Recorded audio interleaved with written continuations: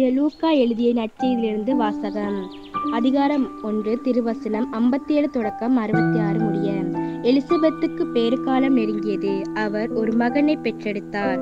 ஆண்டவர் அவருக்கு பெரிதும் இரக்கம் காட்டினார் என்பதை கேள்விப்பட்டு சுற்றி வாழ்ந்தோரும் உறவினரும் அவரோடு சேர்ந்து மகிழ்ந்தனர்.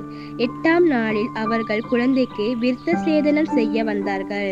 செக்கரியா என்ற அதன் தந்தையின் பெயரையே அதற்கு சூட்ட இருந்தார்கள்.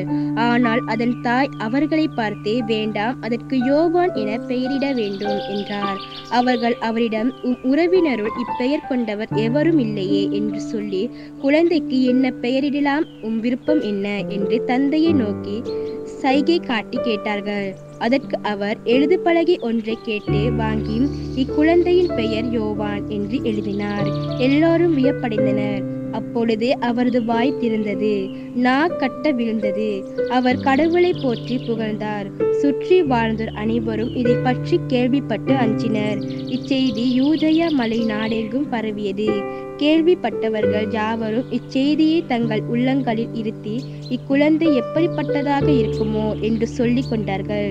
ஏனெனில் அக்குழந்தை ஆண்டவருடைய கைவன்மையை பெற்றிருந்தது.